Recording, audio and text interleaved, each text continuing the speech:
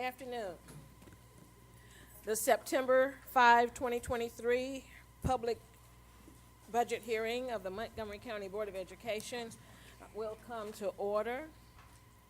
Thank you for joining us this afternoon. Please remember those present to mute all electronic devices. A majority of voting members present shall constitute a quorum for the meeting, any meeting of the Board of Education. We have 7 people present. I declare a quorum is present. At this time, we'd like to approve our agenda. The agenda has been posted for our review. We are here for information on the 2023 fiscal year budget. If there is no objection, we will adopt the agenda by unanimous consent. Is there objection? Is there objection? Hearing no objection, the agenda is approved. Again, we are here to receive as information the fiscal year budget for 2023, and we will give this time to Mr. Watts. Thank you, Mr. Watts. Thank you, Madam President, members of the board, Dr. Brown.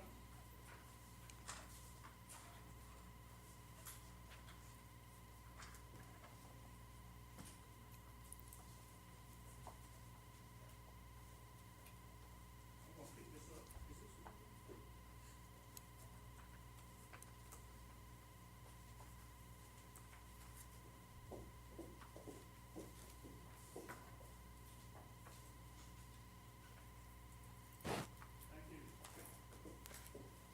Again, thank you, Madam President, members of the board, Dr. Brown. We also like to thank you all for coming out and joining in with us in our first public budget hearing for fiscal year 2024. Again, as many of you probably already know, the law requires that we present 2 budget hearings before the public. And of course, these hearings are for the benefit of the public, so we do encourage public input. So certainly after I'm done presenting this budget, we will have open the floor up, and if you have any questions, then we certainly encourage you to ask questions. Of course, this will be the first of 2 budget hearings here at the central office. The next budget hearing will be September 12th, same time, 4:30 p.m. at the central office. I'll probably go into a little bit more detail than I will the next budget hearing, because I think we're immediately following the budget hearing on September 12th, I think we'll be going into a board meeting. But certainly we want to cover the information today. Do we have a clicker, Jamie? It's up here.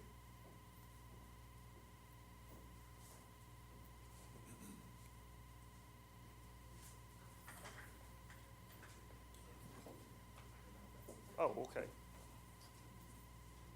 Thank you.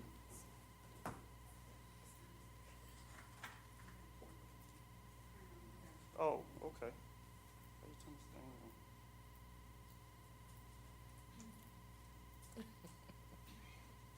Jade.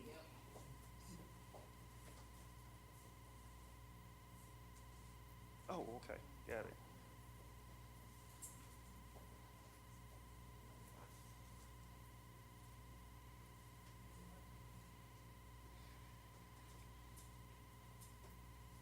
It's not working.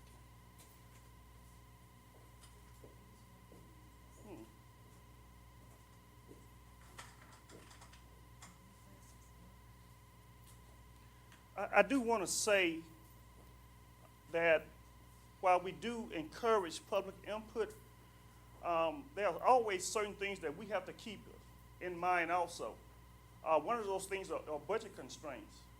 As you know, we have to expend funds as the state and the federal government say we have to expend them. We have to make sure that we are within budget as it relates to our various funding sources. And also, there's always regulations set forth by the state and federal government. So we have to make sure that we're within the boundaries of the various governmental entities. And I guess I may have to just speak from the book here.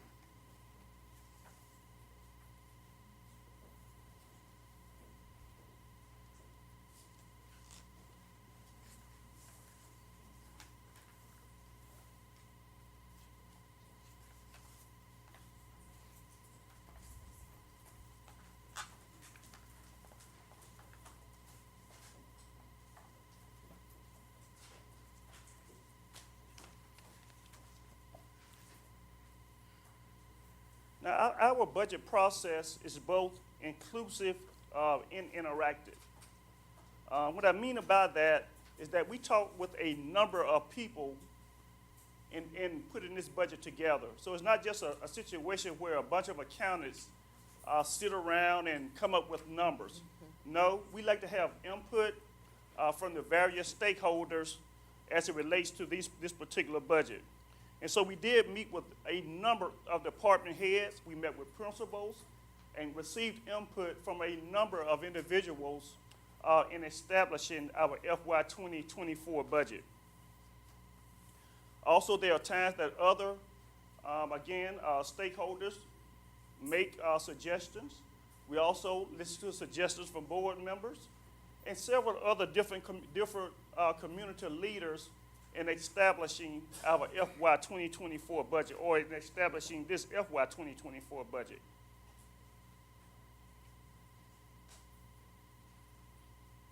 Oh, it's ready? Thank you.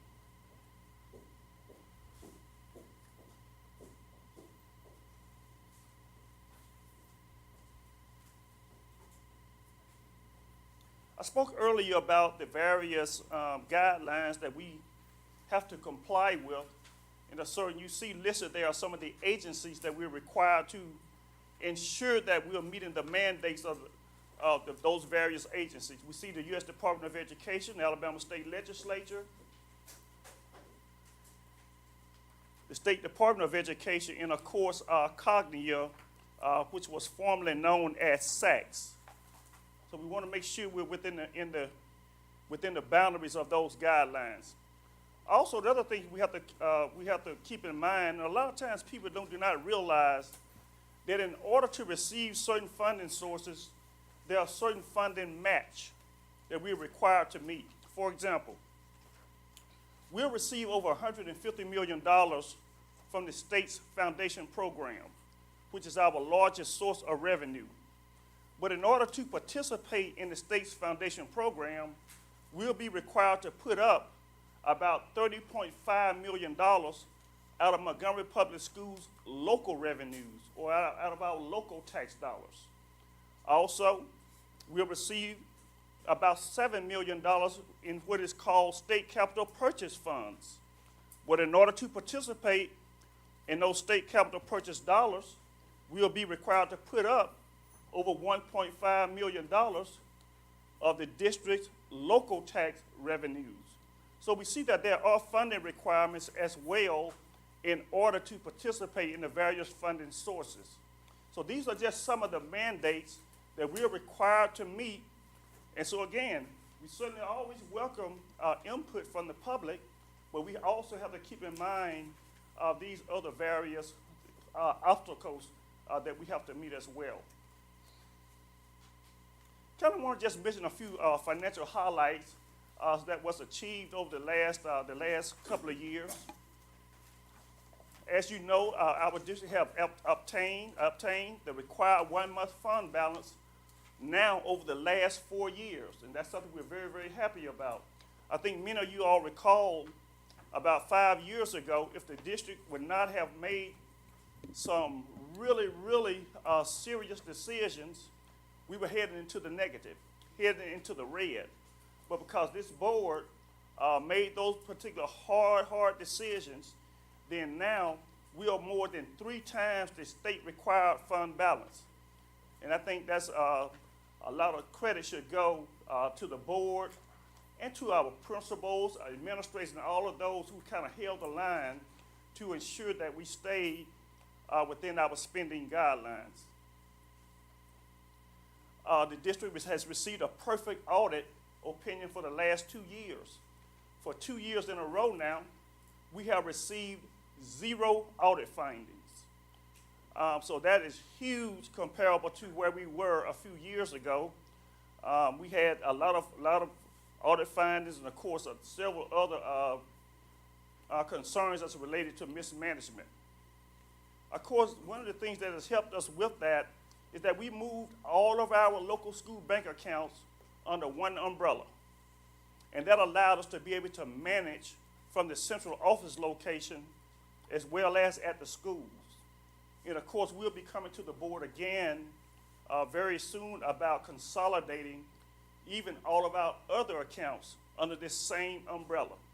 And that way, just provide a better management tool.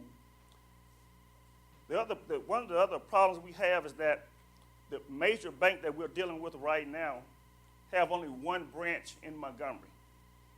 And we know we have 50-some schools dispersed all around Montgomery County. So we just have to be ensured that we are being somewhat convenient for all of those schools.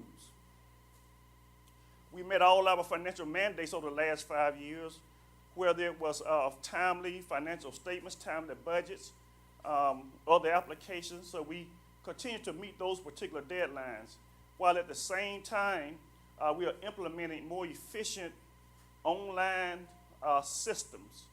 I'm sure many of you all now have heard about My School Buck, as well as some of the other systems that we put in place. We will continue to provide annual financial professional development with all of our principals and bookkeepers. We do that every single year. It is a requirement that both the principals and bookkeepers are there at those particular meetings, because we want everybody to hear the same thing as it relates to the policies and procedures regarding financial management. You know about the competitive salary schedule. We talked about that, and we'll be talking a little bit more about that in the future, very, very soon, as a matter of fact. Also, the district created 2 new reserved accounts. We created a capital replacement account. This is something I'm very, very thankful to the board about. We created that capital reserve account, and we created that technology reserve account last year, over this past fiscal year, 2023. We put $5 million in our capital reserve account, and we put $2 million in our technology reserve account. And this was in order for us to meet future needs. It's kind of like, at some point, the air conditioning is going to have some problems. At some point, the computer may go out. And one of the things we have done, we've established a one-to-one for all of our students, where when extra funds are gone, we want to continue to provide one-to-one for our students. And of course, in this budget, we're also recommending 2 additional reserve accounts. One vehicle replacement account, and another security replacement accounts. As our technology, if people know that cameras go out, sometimes you have to do other things as it relates to our infrastructure. And so we just want to be prepared that when those things happen, that we can meet those needs. And I think it's just smart anyway for a school district to have reserve accounts in order to meet future obligations, instead of having to hit the general fund with those obligations. Well, while we do have some good things going on, we always have some financial challenges. And of course, for decades, we were receiving just only 10 meals as it relates to ad valorem taxes. Well, thankfully, finally, we'll start collecting on our fiscal year ad valorem tax increase that was passed by the voters. So we're very, very thankful for that. I just hate that it took 3 years for that. I'm just going to complain just a tidbit on that. If we, thank you, if we would have been allowed to collect those funds after the vote was taken, we would not be facing the escalated, we'd be facing escalated construction costs, but we would have borrowed at a much better rate. So those school districts that was able to go ahead and get their monies in 2021 or early 2022, they was able to go ahead and let the bonds, and they was able to get those bonds at a very, very competitive rate. Whereas we're just now about to receive the monies, and we know what the cost of money is now. And so that has been somewhat a hamper on that. But we are thankful to the voters that you guys did your job to pass that tax. So thank you all so much for that. We also have to continue to work on our decrease in enrollment. We know that that has been a challenge. I think what so many of the things that the superintendent is putting in place now, I think is going to pay enormous dividends towards our student enrollment. I mean, we're hearing a lot of good things out in the community. We're hearing good things from parents. We're hearing wonderful things from the business community. So I think we really, really are on the rise as it relates to that particular area.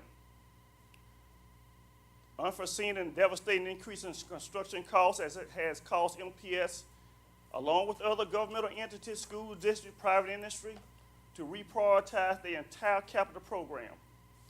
And again, this is what I'm talking about. The cost of construction has gone up tremendously. You know, I was talking with the state treasurer of the state of Alabama. I'm sure many of you all know Young Boozer. And we was just kind of talking about the current financial landscape. He said it's just a reality now. And he made a point, while the state was planning to build 2 new prisons at a cost of about $1.2 billion, now it costs almost $1 billion to build one. So that kind of gives an idea of how significant construction costs have risen. And of course, Dr. Keith, I know you know that being a realtor and being in the construction business, so you understand that, and I'm sure you've seen some of those things as well.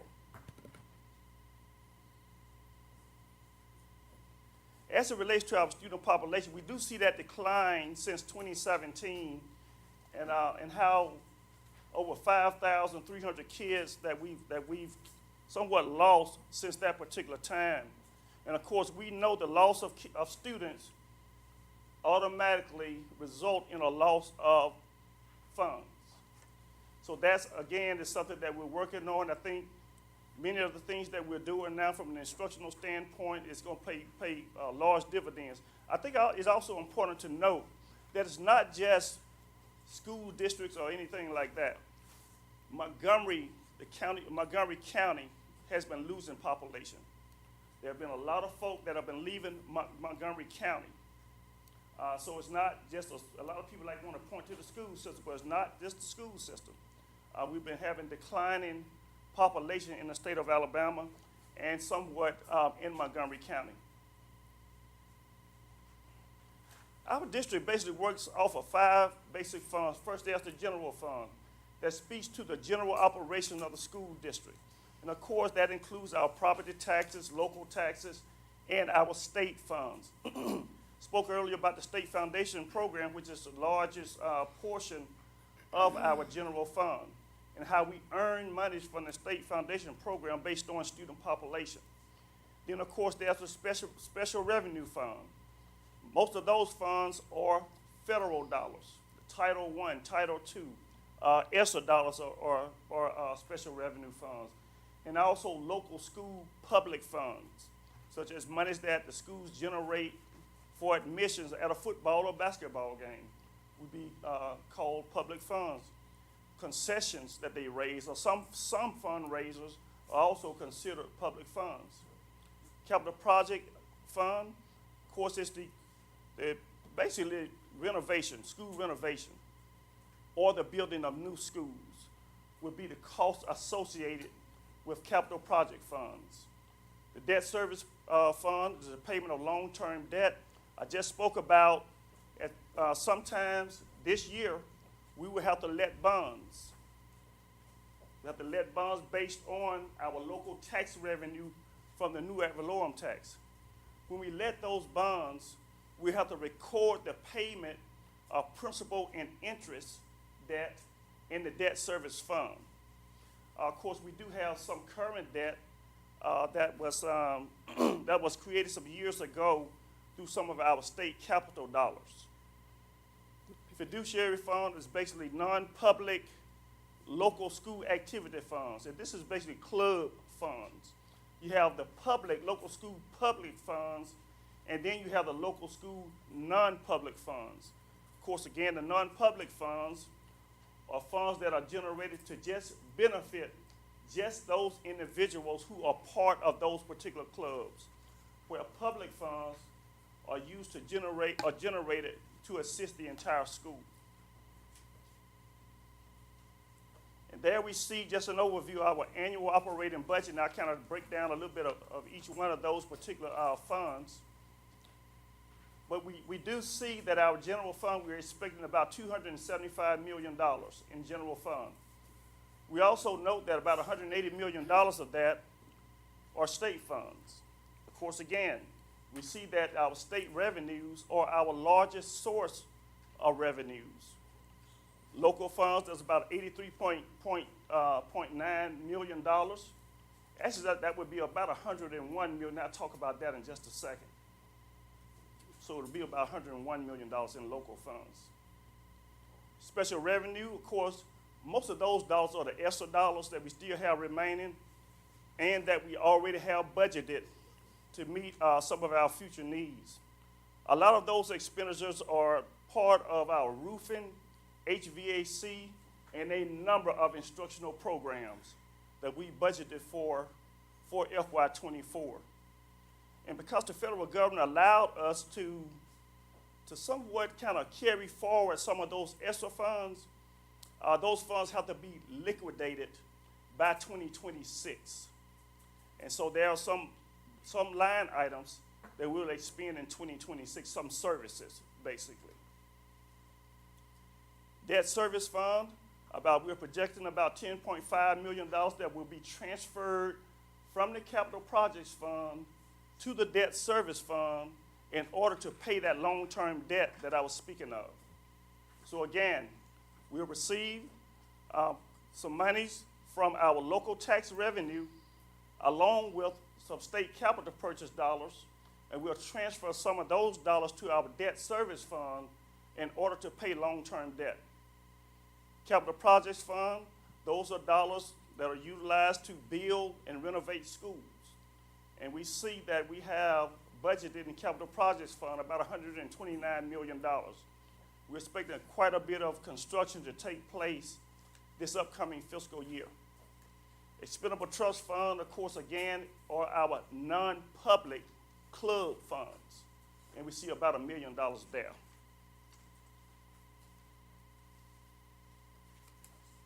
And there we see the total amount of projected revenue for FY 2024. Now, as the year go on, we'll probably receive a little bit more than that. There'll be little special grants that we'll write from time to time, and there are also sometimes the state has not released certain grant funds. And so as we receive those funds, we'll include those in our amended budget.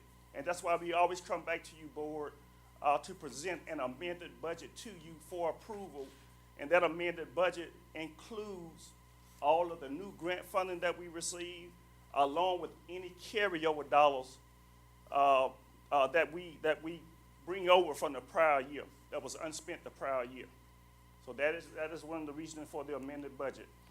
But we do see for FY 2024, we're projecting about almost $550 million in total revenue. I'd like to start off talking about the general fund, mainly because the general fund is so important. Again, it speaks more to the general operations of the school district. Now, all of these funds are extremely important, but we always want to make sure that we are in pretty good shape as it relates to our general fund. We see a breakdown of our general fund. We see the state amount of general fund about $180 million. The majority of that are funds from the state's foundation program, in which we'll receive approximately $151 million. Also, federal, about $437,000. These are monies that we basically receive from the federal government to help support our ROTC program. Of course, we have an ROTC program at all of our traditional high schools. And so these dollars are used to help supplement the salaries of the staff at those particular schools. Then we have our local funds. Again, most of these are our tax dollars. Property tax dollars, sales tax dollars, appropriations from legislators, Sometimes donations, other contributions will make up our local funds. Other revenue and fund sources, most of this is what is called indirect cost. Indirect cost is a small percentage fee that our general fund access to our federal program funds in order to administer those particular funds. So again, other revenue and fund sources, most of those would be indirect cost. We see here a comparative breakdown of where our local funds are at the end of FY 2024, what we're projected to be. But I really want you to read this statement down here. Only $16.5 million of our local funds are budgeted in the general fund. The other $16.5 million is budgeted in the capital projects fund. Because as you know, we projected to receive about $33 million from the increase in property taxes. The law that was written, which I have a problem with that too, but the law that was written was that 6 mills would go towards general operations. The other 6 mills would go towards capital. So we went ahead and budgeted 6 mills in general and 6 mills in capital. And so there's another $16.5 million that is also budgeted in capital. And of course, you see that statement is made there. And of course, and I also want to point out that when we take that other $16.5 million under consideration, our percentage of local funds jumps to 34.8%, which is a huge increase from where we were a few years ago. Still don't think it's enough, but we have made some significant progress, and we are very, very thankful to the people of Montgomery County for voting that tax in. Before this tax was voted in, we was at about 25%. And 25% is dismal for a school district our size to meet the educational demands that is required for our school district. Just look at Montgomery compared to other school districts. And although we have 30.49% local monies, let's just say it's 34. Let's just go ahead and include the other $16.5 million. And let's just say it's 34.8%. Our local 34.8%. Let's see what Birmingham is, and let's see what Huntsville is, or 2 other school districts that have much of the same demographics as Montgomery. And so we still see, while we made tremendous progress, we still see that we're still not funded at the level of some of our sister school districts that have some of similar demographics as Montgomery. But again, we're so thankful that we had this increase, and it'll help us do a lot of really, really, really good things. The thing is, we just want to do more. So I just want to say that, and again, thanks to all of our citizens. And I personally, and this is just Arthur Watts, would really like to see our local at between 40 to 47% is what I would like to see. And the reason for that, I think school districts need to be careful not to become too dependent on state revenues. That is extremely important. We don't want to become too dependent on state revenues, which is what we have done over the last several years. I'm so thankful that the state legislature did pass what is called the proration prevention account. We also have some stabilization accounts, whereas if the economy was to go down, which it will happen at some point, they have some money to kind of backfill those particular accounts. But what happens when those funds are dried up also?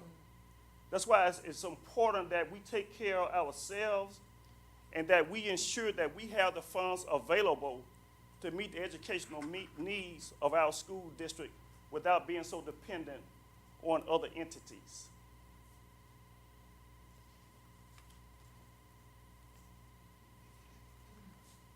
As I stated, the state is our largest source of funding the foundation program. And as I stated, the foundation program is basically funded based on student population. And we see that our student population, 25,746, it's about 3.5% of the total state population of 726,000 students. And of course, based on our 20-day count, we see where we're projected to be there. And why is it so important that we have the funds to take care of ourselves? The district, that bullet there that says districts that provide more local support per pupil have the following advantages: increased seasonal cash flow, ability to employ more locally funded teaching units, resulting in lower student-teacher ratios. And we always want to ensure, we don't want any of our classrooms to be overcrowded. I just put it that way. So the way to reach that is to have more locally funded teacher units. Also, the ability to fund enhanced learning opportunities for students, which is what we're basically doing with this new ad valorem tax. We're providing some wonderful opportunities for students, art teachers, music teachers for all of our schools, social mental supports for all of our schools. What are some of those other bullets that we have?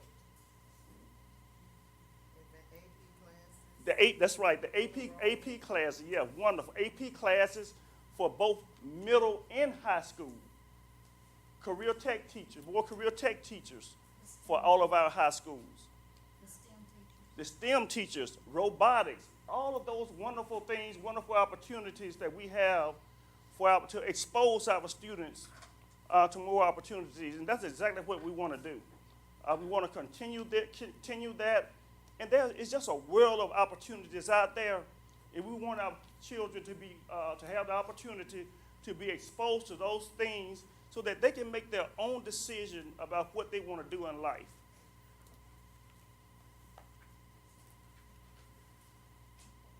We see, based on the state's foundation program for fiscal year 2024, we see we'll be funded on 635 fewer students. That resulted in 24 less teachers. Also, we lost half of assistant principal, half of a counselor, for a total unit loss of about 25.11 teacher units. And so while we are fortunate to have ESSER funds for 2023 and 2024, we was able to absorb much of these losses. And also, most of our schools do have Title I and have some other supplemental funding sources that can pick up these particular losses. But again, what happens when the ESSER fund's gone? And that's what we have to prepare for. And I'm kind of, talking about that almost every day in our meetings and speaking with principals, speaking with administrators, that we have to be prepared when these dollars are gone. Our state and local funds, we see a total of about $181,472,000. Of course, I stated earlier that the state is going to provide us about $151 million for the state foundation program. Of course, again, we will be required as a local school district to basically put up the other $30 million in order to participate in the state's foundation program.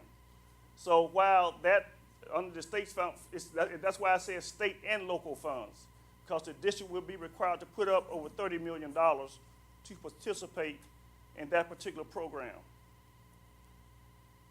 Now, one of the things that we see here under salaries and benefits, we see a little increase right there in salary. Well, that's because of the 2% raise. It's the reason why we see an increase on salaries. But really, we lost money is because we lost teacher units. And basically, anytime that you lose teacher units, you automatically lose the funding, the state funding related to those particular loss of students. And of course, we also see other line items or areas that it affects when we lose teacher units. Student material and supplies, technology funds, and a few other funding sources.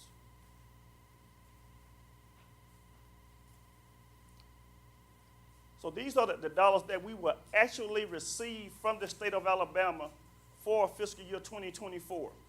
We see we'll receive about $151 million for the state's foundation program. Again, that's based on student population. We'll receive about $2 million from the school nurse program. Technology coordinator, about $68,000, which is only a smidgen of what it really costs for a technology coordinator. Transportation operations, about $9.1 million for transportation. That is to transport our students to and from school. That does not include field trips and many of the other things that we participate in. Those funds have to be generated from another source. The transportation dollars are only to transport students to and from school. Of course, fleet renewal, this is to assist school districts in purchasing new school buses. In fact, we just purchased, I don't recall the exact number. Pam, do you remember the exact number? Okay. I think it was over 25 or 30 new school buses just this last year. So our fleet is in pretty good shape. But one of the things that I've asked Mr. Thornton to do, and he's already done this, he's kind of set up a scale as to the purchase of buses every year, so that we don't have to purchase 20 or 30 at a time. That maybe we purchase 5 this year, 5 the next year, 5, so that we don't have to try to come up with just millions and millions of dollars in order to purchase school buses. So we want to kind of get on some type of rotating basis. The other thing about fleet renewal, the state provides you funding for fleet renewal for all buses that are 10 years old or less. Again, fleet renewal dollars are provided for all buses that are 10 years older or less.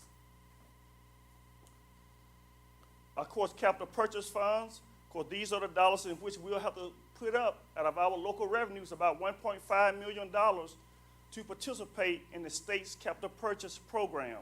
And of course, these dollars are also used to help a district to build and renovate schools, but we know $7.4 million is not very much to do that.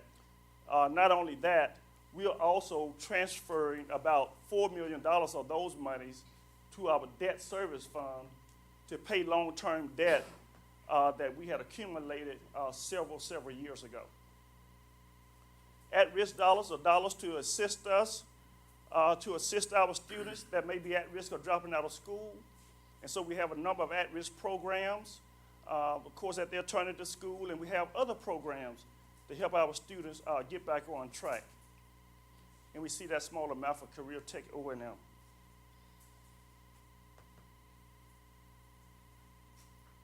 Again, we see that those match requirements in order to participate in the state's foundation as well as the capital purchase program, there are matching requirements to participate in those funding activities.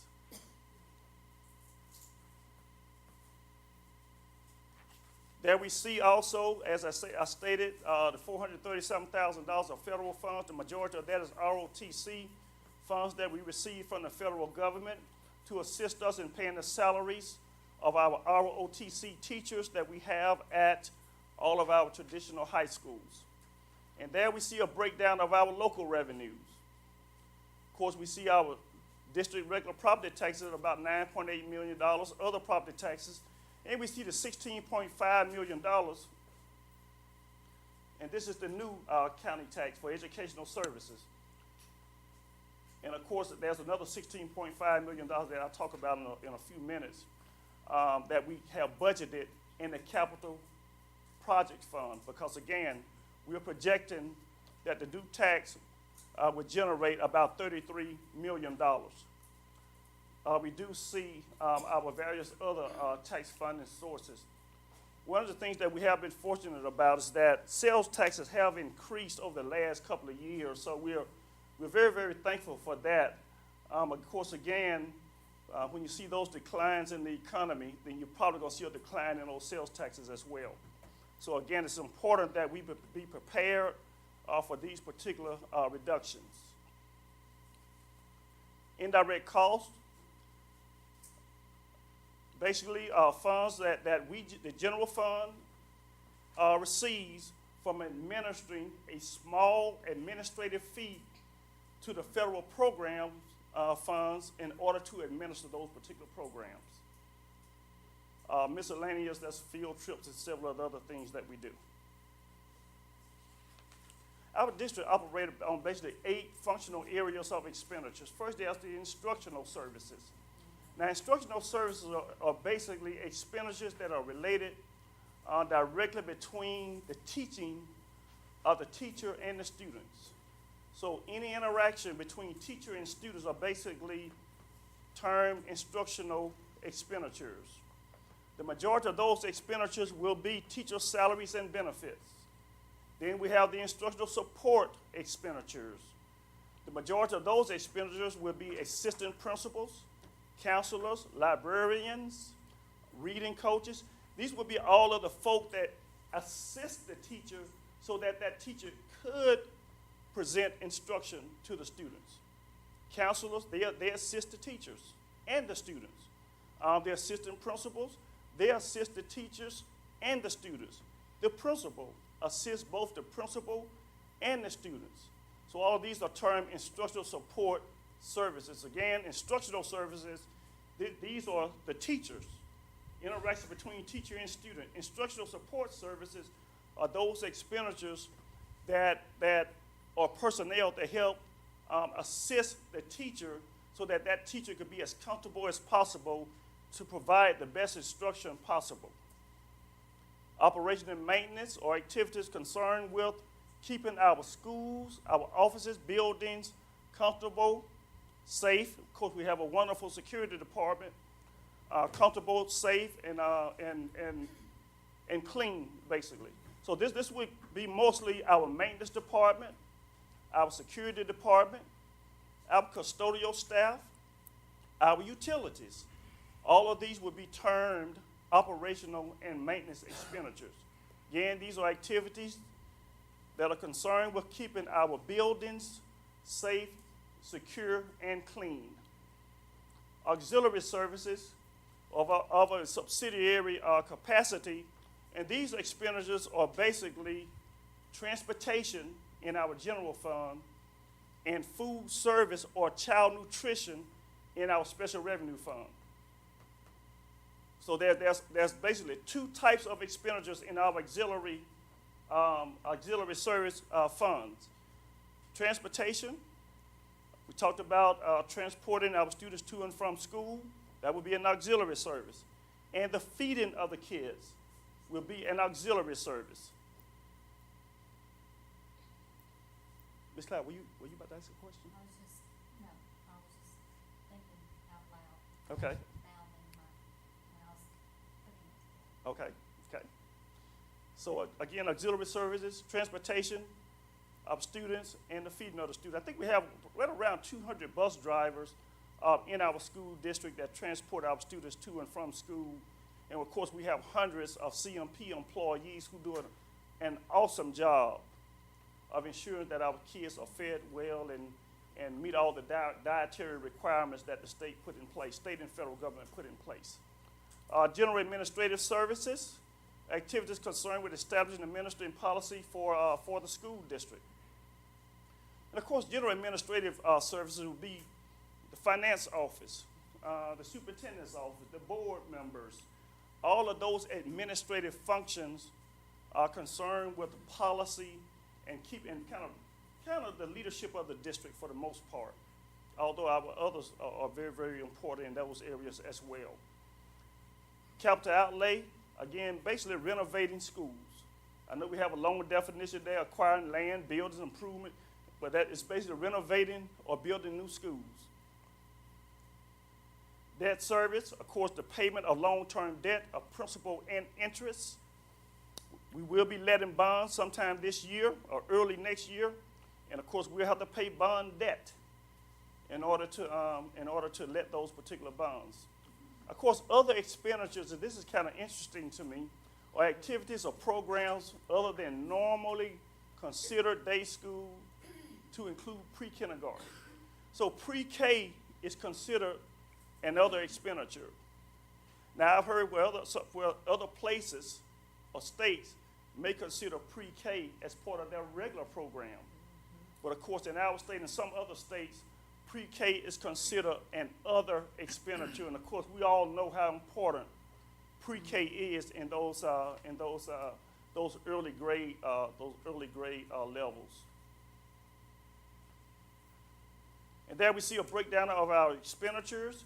And one of the things I want to note is that almost $200 million is going towards instruction or the supporting of instruction, directly affecting the classroom. So you see about $198 million, $199 million. Let's just say $200 million. Other $267 million is going towards the classroom and supporting the classroom. And we're very, very happy because that's where we want to see our funds going, towards the classroom as much as we possibly can. Of course, we know operation and maintenance is extremely important. We see about $35 billion operation and maintenance. Of course, keep the buildings safe, clean, and secure. Auxiliary services, this is a general fund. So we said auxiliary funds and the general fund are basically transportation. So these are transportation expenditures. Now, when we get over to the special revenue fund, those auxiliary funds expenditures would be food service expenditures. Then, of course, we see debt service, none in the general fund. Other expenditures and other fund uses, most of that is pre-K expenditures. And also some extended day expenditures. Yeah. And there we see a pie chart of how our funds are being expended. We see about 74.5% of the funds are going to the classroom or to support the classroom. We see the amount for operation and maintenance, auxiliary, and several of the other expenditure levels. Let's also note that as it relates to general administrative, we're at about 3.92%. So we are below 4% as it relates to general administrative expenditures.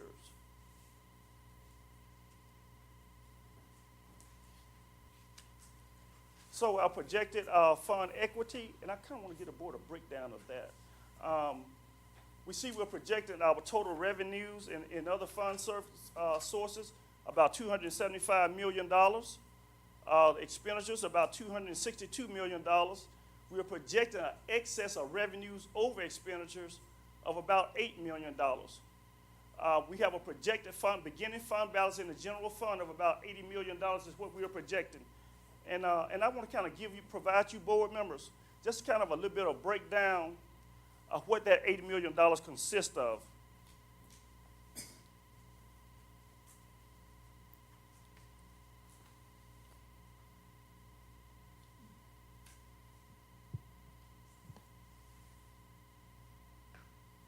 And that $80 million includes about $5.1 million that are obligated specifically for transportation. We have some government turnaround monies that we won't spend all of it this year, so it'll be carried over to next year. Mind passing this to board members, please. Keep going.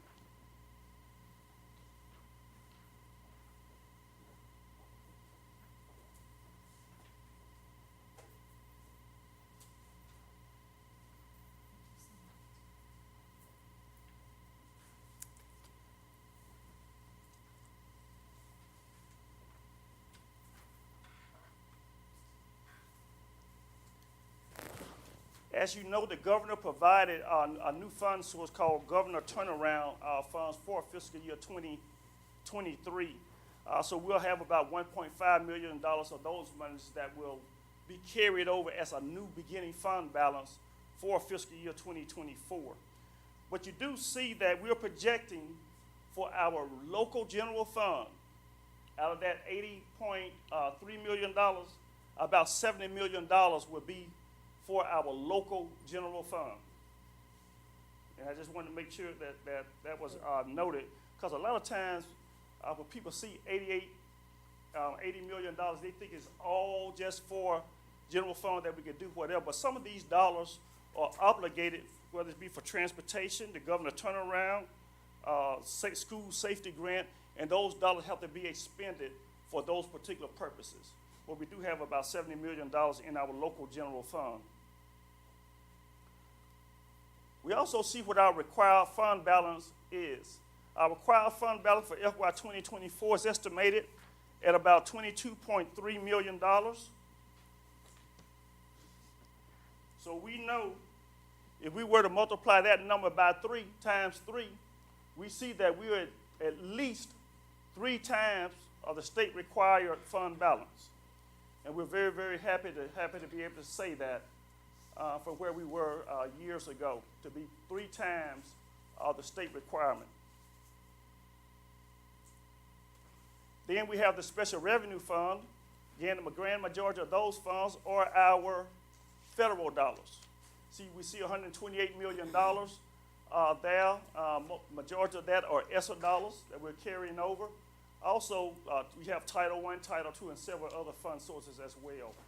Local sources, these are dollars that are generated mainly at the local school level, the $3.6 million. And sometimes, although we are what is called a CNP, I can't think of the term for CNP. Right. But I'm thinking about, well, all of the students, nobody's charged, the free and reduced, yeah. Ma'am? Yes. Where all of our students, but we do provide some opportunities for students to purchase specialized meals. Some student may come in, you know what, I just want a special salad today. And so we could fix that special salad. And for those particular items, we do charge a fee for those particular items called a la carte. So we do provide even additional opportunities for students outside of their regular food service meal. And that's also made up of those particular funds.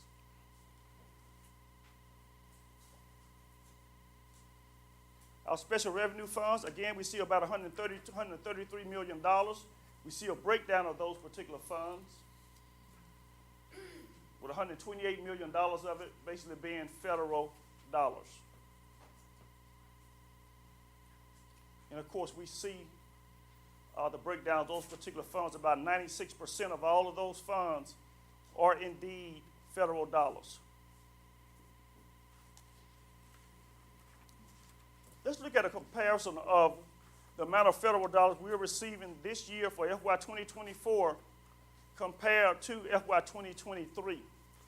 And we see that we did receive a pretty good bump in Title I. Is that going to last? Not sure, not very, very comfortable about that. But we're thankful that we have it now. We're able to do a lot of things, meet a lot of needs. Not sure that that's going to last. Of course, professional development, Title II, we see an increase in Title II of about $267,000. Career Tech, we see the increase there, along with the other funding sources.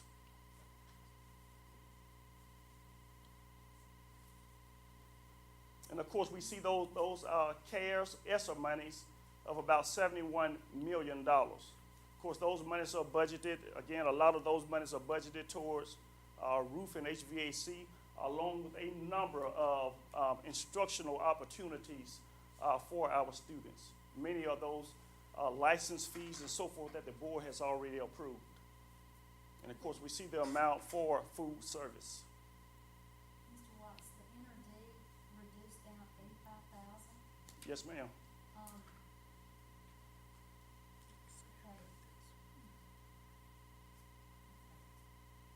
Are we gonna be looking at going into a cohort? Since it's been reduced, I know the need is there.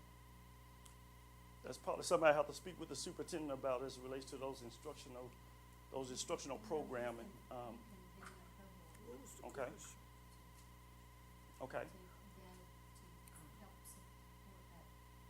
Okay. Okay. We'll make a note of that, and so we'll look more into that. Cohort for N and D, potential cohort for N and D. Surrounding districts that get NRD. Right. Go into a collaboration. I know we've done that before, gone into those collaborations before with some of the other funds. I know we've done it before with Career Tech. So we've done that before. with some of those. And child nutrition, you want to say that, Yes, ma'am. But the child nutrition is basically a projection, so we'll kind of see how that goes. Sometimes it's a little bit more. I kind of work with the CMP department, let them, kind of make projections based on their prior year and their current year expectations, and we kind of work with them on that. But that's what they are projecting this year.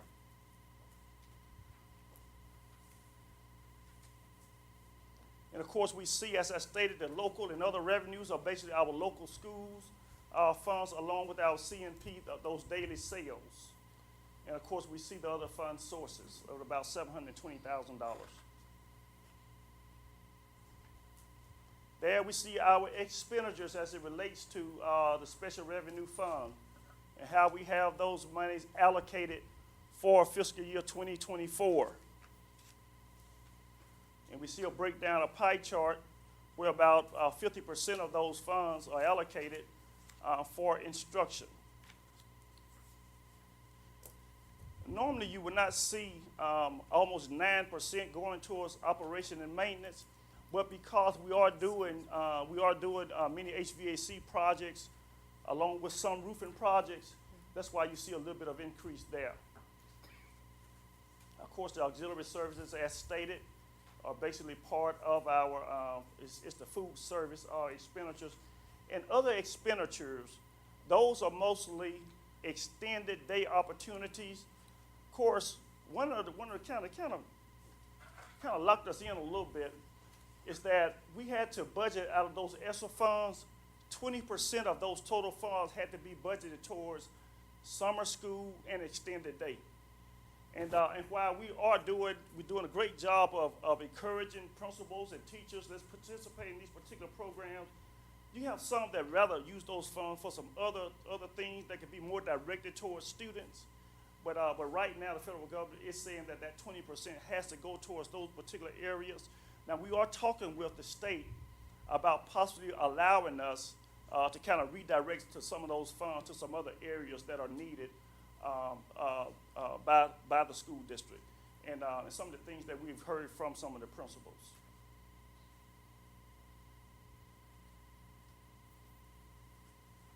And there we see our projected for the special revenue fund for fiscal year 2024. The majority of that fund balance will be child nutrition. I think child nutrition has done an excellent job. Very, very proud of the job that they do. They work extremely hard in providing the food services for our students. And there we see our debt service fund. Again, the debt service fund are funds that are transferred in to pay down long-term debt. As you see, the entire $10.5 million projected for long-term debt, and we see $4.7 million is coming from that state capital purchase dollars, and about $5.7 million will be coming from our local new ad valorem tax. And this is a projection.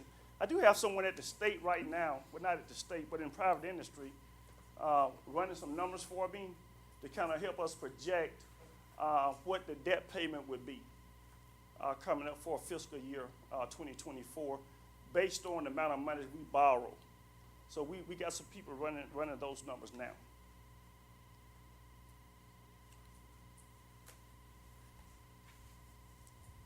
And of course, again, you see these monies are derived from internal transfers from capital project, which would be basically those local, the state capital dollars, and from our local new ad valorem tax dollars, and from the lead and other bonds. Now the capital projects fund. We see that state sources on the capital project fund, those are some of those state capital purchase dollars that's remaining after we transfer some to the debt service fund, plus a little bit of the fleet renewal.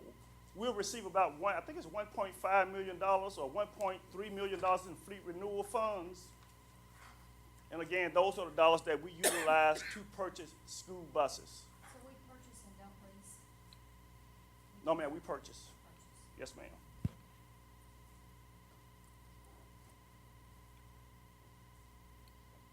$18 million, most of it, $16.5 million are those local new ad valorem taxes that I spoke about earlier.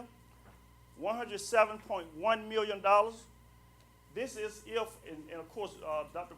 Brown and we'll be bringing to you guys a financial advisor really soon, probably within the next month or so, to kind of assist us with managing how we'll go about letting these bonds and having some folks to assist us in doing so.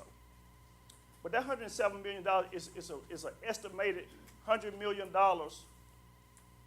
of new bond funds to build and renovate schools. We know we are projecting about $400 million. Don't know if the financial advisor is going to suggest that we do the whole $400 million at one time, or do we do maybe $100 million right now, based on what our cash flow needs would be for FY 2024, and then see if the market's going to settle down a little bit. But we'll listen to those experts and let those experts help us with that. 7.1, I said $100 million for that. Another $7.1 million, Madam President. We want to continue to do those transfers into those capital replacement accounts. We want to continue to build those accounts up. So we're projecting, or what we'd like to do is to transfer about $7.1 million to the capital reserve account, send another X number of dollars to the technology reserve account, X number of dollars to our technology account, and X number of dollars to the security replacement account. We just want to be prepared that if something was to happen, then we can meet those particular needs. Did I say vehicle replacement account too? You said one twice. Oh, okay. But also the vehicle replacement account. I should have said that one as well. And even if the market did not take a turn, I think it's prudent upon us to have monies in these reserve accounts anyway, because at some point, just like our own homes, we're going to have to replace the roof. We're going to have to replace the HVAC system at some point. Of course, we try to patch up on it as much as we possibly could, but at some point, those things will have to be replaced. So we just want to be prepared to do that whenever it's time to do so. At some point, that old car is going to run out on us. We're going to have to be able to purchase another car. So that's why we want that vehicle replacement account. And that way, all of these funds would not have to come from the general fund in order to do that. So that's why I think this is just a planning mechanism. I think that is good to do.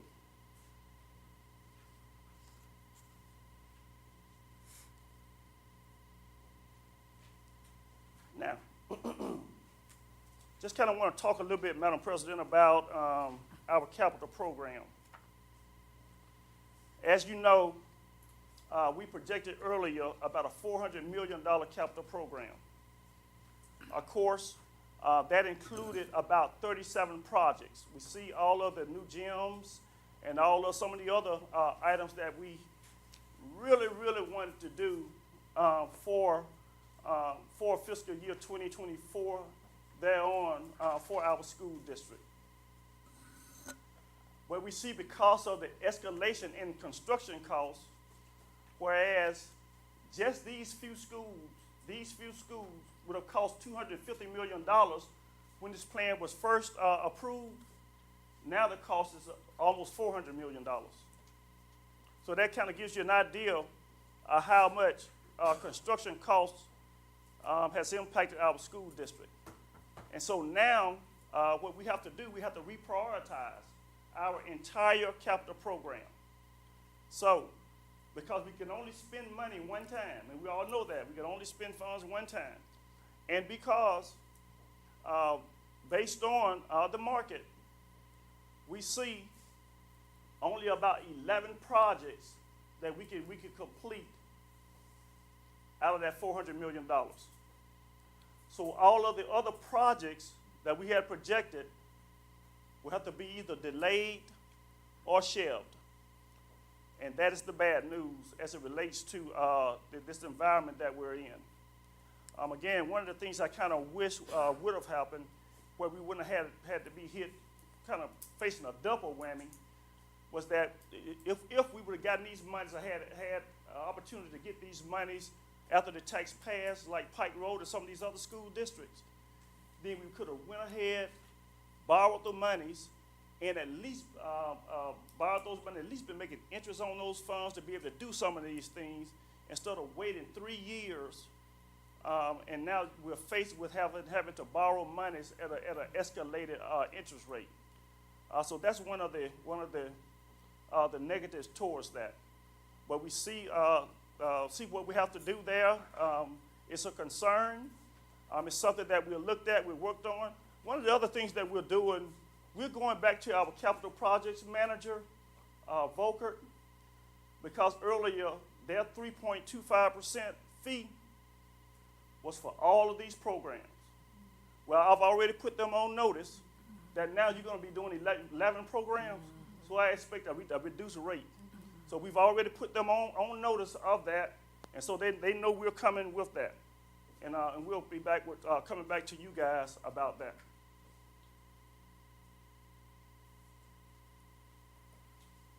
Okay, can I ask something? On Sure. 14 and 29, you've got, Barrett's School, 40 Cent Elementary, and Highland Avenue Elementary.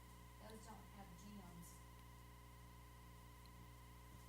So I think that that's our construction, but it does include the gym. We probably need to put including gym Okay. on those. Yes, ma'am. Okay.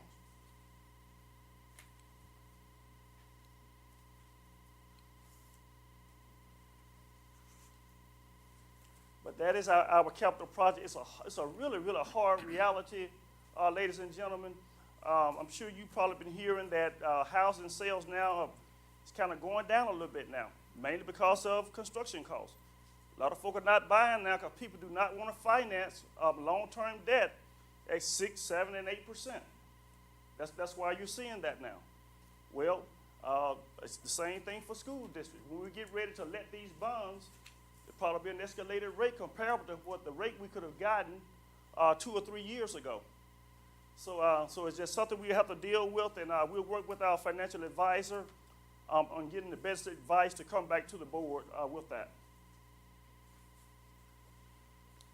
Lastly, the expendable trust fund, or basically our non-public club funds. And we see we're projecting the schools are projected to raise about $1 million. These monies are generated at the local school. They remain at the local school. Of course, we have oversight, and we, send people out to monitor, making sure that the funds are spent correctly and are spent in accordance to law. Sometimes they don't like that, but that's what we do. And so they're projected to raise about $1 million for clubs funds and to expend those particular funds. And again, we see our total operating budget for fiscal year 2024. Again, we just want to pinpoint again that we're projecting to begin the year with about $80 million, projecting to end the year with about $88 million in our general fund. I think the board has done an excellent job of managing the expenditures over the last several years. So I want to thank you, board, for approving the recommendations of the superintendent. Questions? Thank you, Mr. Watts. Are there any questions? I have one. Sure. When you say clubs, does that include the boosters? Yes, ma'am. No, I'm sorry. It does not include the boosters. Boosters they are outside agencies with their own taxpayer identification number. I want to make sure, and then that would be band, clubs. Yes, ma'am. Any type of band boosters and all of those, they have their monies outside. Thank you. Yes, ma'am. Are there any other questions? Seeing no other questions, our next budget hearing is scheduled for September the 12th. We will receive information on Ms. the Brown. budget hearing. I think a couple of people in the I'm audience sorry. wanted to be recognized. I think someone in the audience wanted to ask a question. I Okay, believe. I'm sorry. I'm sorry. Yes, ma'am, I did email, I know he's okay with that, but I do have several questions. First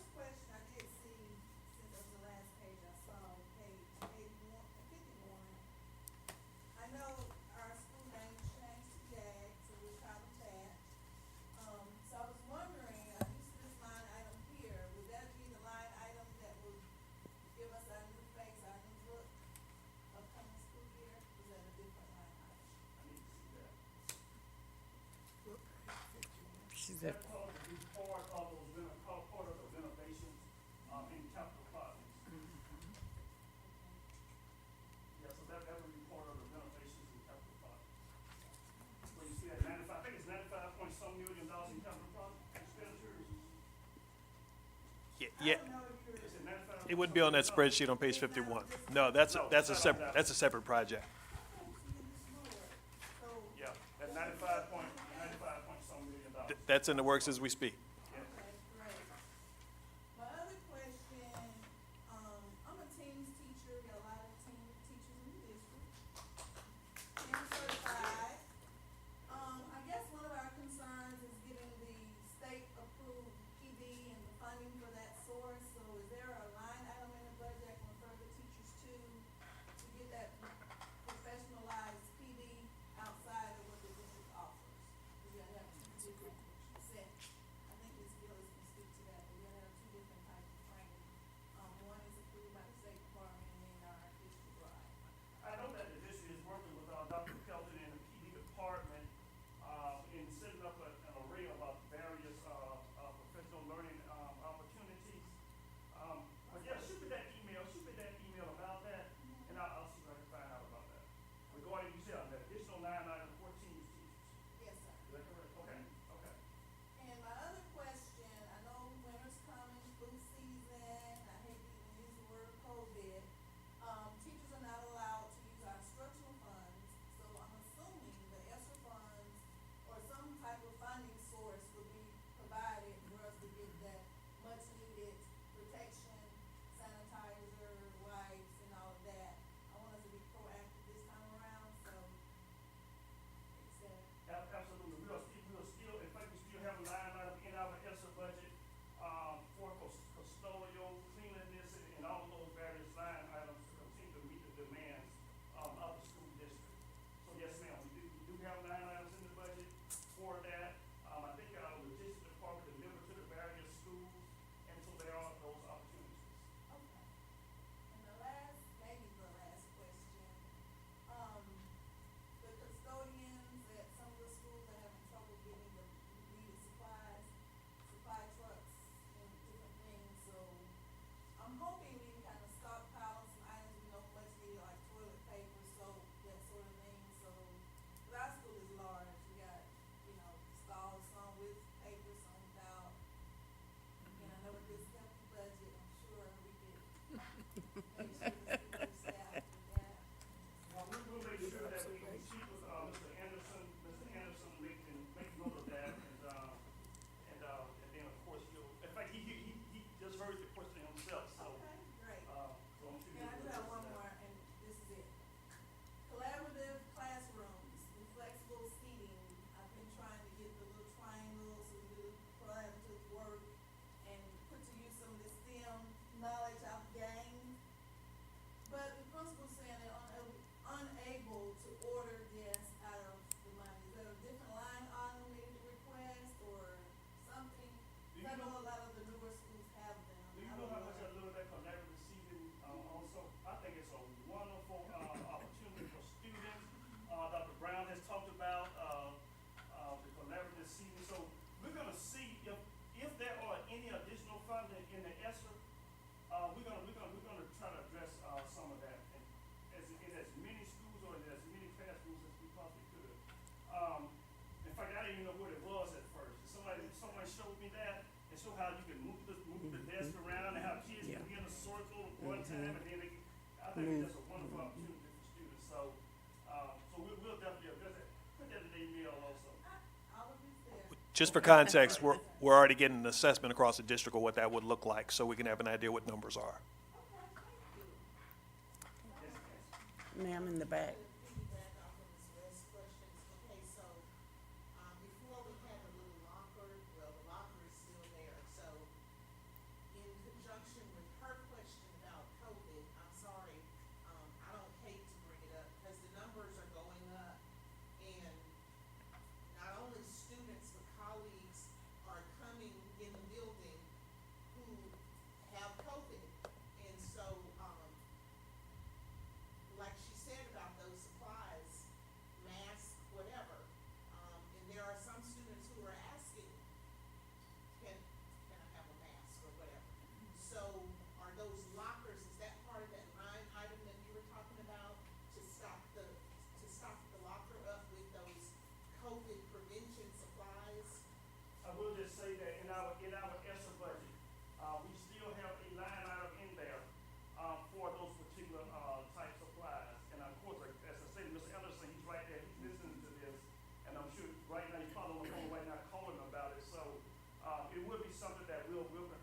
address. And I know that we still have, monies in those particular line items. And if we need to adjust, we're gonna make sure, and I'll just say this, that safety and security is always our number one priority. Safety and security, and so we're gonna make sure that those items are taken care of, even if we have to adjust some other line items, so we're gonna make sure that that takes We, place. we really need, I'm gonna say, we really need that to be happening. Because like I said, I know in my building, there are colleagues and there are students who are just coming on in. And what she said, my building is not as large as her building, and the supplies in regards to the toilet paper, the sanitizer, it's not just a teacher, restroom area, the students as well. They are not having these supplies, and that's just. Yeah, and a lot of that's gonna go to the management of the building, and so we'll talk to Mr. Anderson about that, and make sure that communication is going out to the principals and to other building leaders. Okay. Are there any other questions from the audience? Mrs. Smith? Yes, one quick question. I have several, but I'll just email them. I did want to talk about, you were talking about some of the decrease in funding that's projected to happen, whether it's ESSA or what have you. But there is a bill that has been pushed through by the state, and this is the school choice, the vouchers and all of that. I know that we have to start forecasting and for that as well.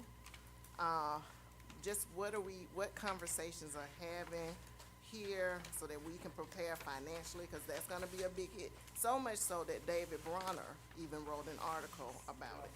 I'm so glad you brought that up. In fact, I was intending to put that as one of the challenges, that there's still more talk about the school choice and more talk about, the school choice. The parent choice, or vouchers, whatever. vouchers. In which, it's been estimated that by Dr. Bronner, that this could cost over $600 million from the Education Trust Fund. So I do think we need to be ready to communicate with our legislators and everybody else that we need to preserve these public tax dollars for public education. So I think that needs to be stated. I think it needs to be stated broadly, and we just have to make sure that people are hearing us when we say that. Thank you. Yes, ma'am. Let me, whoa. Can I say something? Sure. I'm not saying I'm an advocate, for school choice, but we want them to hear us, but we're not hearing them. We keep saying year after year after year, we're gonna do something about academics, that we're gonna do something about accountability, that we're gonna come out of failing schools. You can take our state superintendent and you can throw away failing schools, but we have failing schools. You can take away the ACT, you can take away whatever you want, but if we are not helping our students move this way in academics, we've got to hear the public too. Yes, ma'am. And I agree with that, and I'll let Dr. Brown, if he wants to say something, but I do want to just say this, Dr. Q. I just have just a little bit of pushback on that, is that many of these same schools, if they had to report their data, some of them are on those same lists. That's right. Some of those same schools. And you know what, on that, I'm seeing more, But even we've got a conversion charter here right now.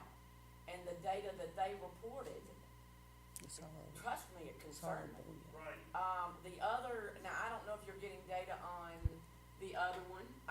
They won't publish it. I'm very disappointed. I was on that. Right. I am very disappointed. In fact, I think you're gonna see, and I don't know if it's on camera, on TV or not, it doesn't matter. I think you're gonna see that one close. I think it is that close to close it. This is their year for them to resign. And based on what I'm seeing and what I'm hearing, I have questions. And so I agree. I'm just saying, as much as I was about charter, I get it, but on these, going to these private schools, because we're not changing, I think we're trying, and I think the public wants more than they realize. It's a slow process moving up in academics. But honestly, I don't care how many times we say it, I don't know how many times we've come to this table, the same table, and we've talked about academics, and yet it is sometimes sometimes it's not even on the agenda. It's, we say it and we're done. Can I say something to her point? And I do understand her point, but school choice, what choice did we give them? Legislators act like Montgomery, while we have our problems, we were the problem. Education is education. Their numbers are no better than ours. Their problems, our problems are their problems. So I think across the board, what we've come to realize is we're more alike than different. That is so true. Some a lot, probably the majority won't even publish their score. That's right. You Can't. wanna, I just really quickly have to say, the reason these funds are being expended and the work that we're doing to change that trajectory is exactly why we do this every day. We've seen modest gains over the course of 1 year already. I would anticipate larger gains as we continue to go forward. But that's the work, and we're no different than many other school districts across the country. You don't take a district that's been neglected for 2 decades and change it in a year. absolutely. I believe in our teachers, I believe in our staff, I believe in our administrators, and I believe in the change that we're gonna make to make those things come to fruition and do what's right for our kids. I would love to be able to snap my fingers and say it was done in a year. Would love to do it, but we know mathematically that's not possible. We've seen modest gains already, and we can intend to see continued gains moving forward, and put ourselves in a position where we can say bring whatever, and we can compete with everybody. That's the goal. Thank you. I like just to see our, near the 6-9 weeks reports, our progress reports, because that's when we start really understanding where we need to support and look to our, what we need to do. Because anything after the first report card is a true, autopsy. We have to be looking at midpoint to see how. It's an indicator, but I truly feel like the team that we have assembled will make it happen. Yes. So, are there any other questions?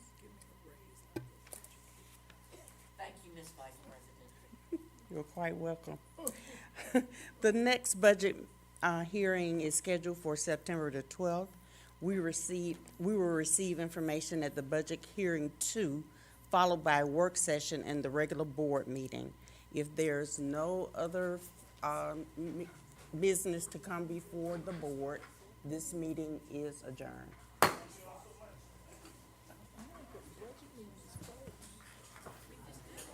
We gotta have the sale. Budget meetings at 4:30 this weekend.